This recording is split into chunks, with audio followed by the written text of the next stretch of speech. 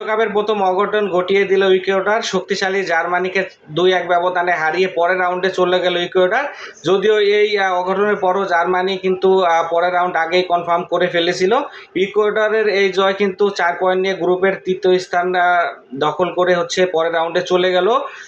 জার্মানির আগের ম্যাচে কিন্তু অনেকটা কষ্ট হয়েছিল জয় পেতে।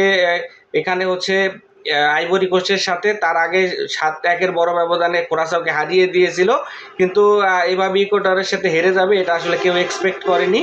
ইকুয়েডর গতকালকে দারুণ ফুটবল খেলেছে, তো তারা এই আসলে জয়টা ডিজার্ভ করে। প্রথমে এগিয়ে গিয়েছিল লিরয় সানের গোলে জার্মানি, যদিও লিরয় সানি গোল করার আগে এখানে একটা ফাউলের শিকার হন এইখানে হচ্ছে একজন ডিফেন্ডার, কিন্তু এটা আম্পায়ার কর্ণপাত করেননি। 9 মিনিটে কিন্তু সমতা ফেরায় অ্যাঙ্গেলও দারুণ ডান পায়ের ফিনিশিংয়ে একে সমতা ফেরায় দলকে। দ্বিতীয় আর্ধে কিন্তু এখানে দুই দলই কাউন্টার অ্যাটাক করেন, কিন্তু মনে হচ্ছিল যে হয়তোবা একে সমতায় ম্যাচটা শেষ হবে। 77 মিনিটে প্লাটা কিন্তু অসাধারণ এক গোল করে এখানে হচ্ছে জয় নিশ্চিত করে দেন। জার্মানি এই হার সত্ত্বেও কিন্তু দ্বিতীয় রাউন্ডে চলে গেছে, তবে দ্বিতীয় রাউন্ড যেহেতু নকআউট পেস, তার আগে জার্মানি কিন্তু বড় একটা ধাক্কা খেলো।